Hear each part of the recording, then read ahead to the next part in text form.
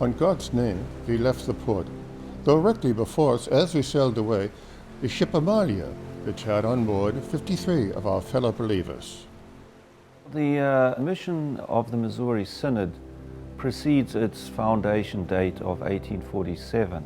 Basically, the first years of mission work in the United States and North America were to gather German settlers, the Saxon Lutherans, then there would be the Prussian Lutherans, and then Franconian Lutherans. Now, these Franconian Lutherans were spearheaded by Wilhelm Löhe. He had this great vision of also reaching out to the Chippewa Indians in Michigan. In 1894, the missionaries were charged, and Theodor Neta and the whole entire group that went to India, to disseminate tracts, but then also to educate. So it was very clear from the start, education will always have to be part of a Missouri Synod mission. So Neta went to Krishnagiri, which is west of Madras, Chennai, and out of that developed further blossomed a mission to India. So I think you could look back at India and say it's a successful mission. It worked, it brought a church about. The logical thought was that there must be others also immigrating to other places. So we have now in Brazil also the kind of similar mission approach taken as it was done in North America. They sent out Mala, and Mala became the first pastor to the Brazilian Lutheran Church. And also Brodas was the one who actually traveled down there to see what was going on. And out of that work, we have now also a partner church in Brazil, and they have also served now as a catalyst to do mission work in Paraguay. They already did it in Argentina.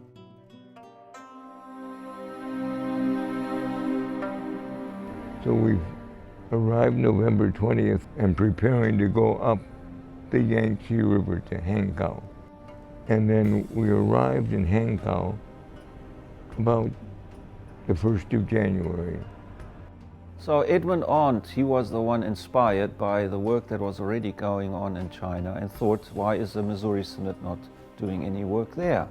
So what he did is he started his own Evangelical Mission Society to China in 1912. He started a chapel there. Also then incrementally new missionaries came in. I would say the late 30s proved to be the real setback for the China mission because of the civil war then, the Japanese invasion, so that they had to leave. These missionaries decided to go to Hong Kong mainly. At Hong Kong they started to serve the refugees that had fled the China Civil War. And out of that grew the Hong Kong Synod. The first missionaries, Dr. Henry Knorr and wife, came over to Nigeria, and to be specific, Ibesikwo.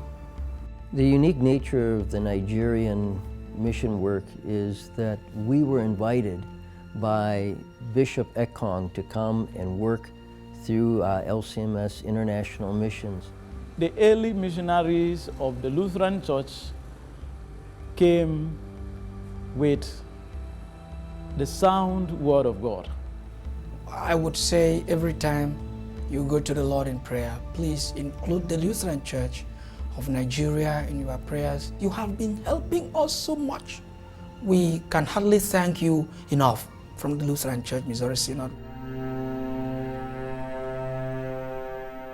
The Lutheran Church Missouri Synod expanded quite rapidly into South Asia and East Asia after World War II, whether it was Papua New Guinea, the Philippines, Japan, and other parts of Asia, Taiwan, South Korea.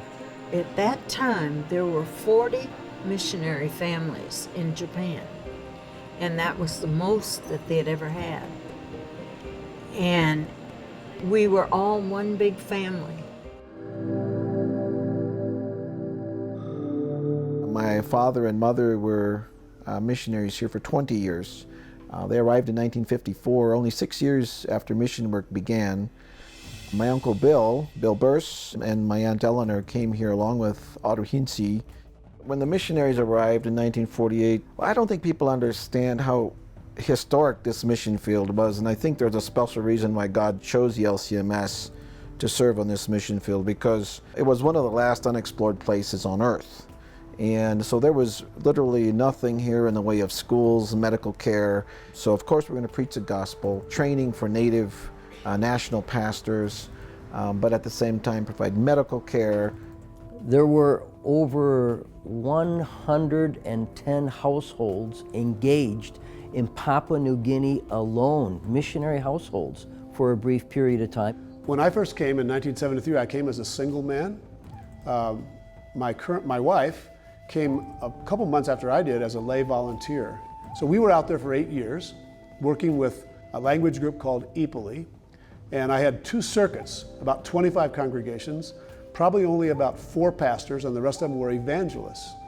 Some of them couldn't read or write, but they learned the stories from the Old Testament and the New Testament. They memorized them. We have basically 2 partner churches in Africa that came out of our work. You know, you could say first that it was Nigeria, and we have in Liberia a church as well. In French-speaking Africa, LCMS mission work began in Togo in 1981 when Reverend Walter Namas and his wife Helena traveled to northern Togo, planting churches and training evangelists for some 20 years. Mission work then expanded to other French-speaking nations. Well, the Global South is the place where Christianity is spread in greatest numbers, whether that be Africa or parts of Asia. And so as these missionaries have planted congregations using the Word of God, no matter what the denomination might be, there's always been, in spite of many differences that might occur, a strong value on the Word of God and the values it teaches. When we look back at the history, we learn one important lesson. The people, regardless of who they are the ones we're going to reach out to, whether it's the settlers, the immigrants, or whether it's those people that already are settling here. One of the important fundamental articles in our Lutheran faith is the doctrine of justification. God justifies the sinner. Well, let's think about it. Who is the sinner? Surely it's everyone in the world around us. So in the heart of our belief system, in our doctrines, resides a missionary dimension that just begs to become intentional.